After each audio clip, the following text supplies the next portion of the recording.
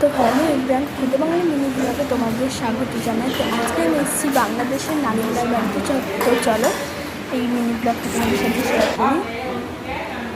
তো এই যেখানে বাঁশ কাটা হচ্ছে, যেহেতু এখানে কালী পুজো আছে, দুর্গা পুজোর মিনি ব্লগটা কদিন পরে ছাড়া হবে। এই যে কতটা একটা এরিয়া জুড়ে একটা বাড়ি রয়েছে দেখুন।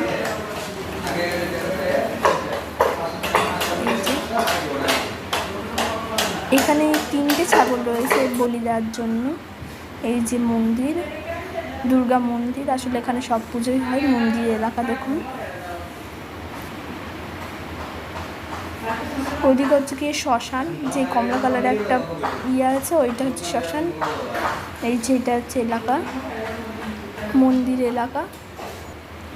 তো এই যে কালী ঠাকুর গড়া হয়ে গেছে, কালী ঠাকুর, তার দুপাশে ডাকিনী যোগিনী, তারপরে কালরুদ্র, আর আরেকটা কি আছে জানি না। এটা হচ্ছে কি নারিন্দার বাড়ির পুকুর। তো দেখুন, এটা হচ্ছে নারিন্দার বাড়ি।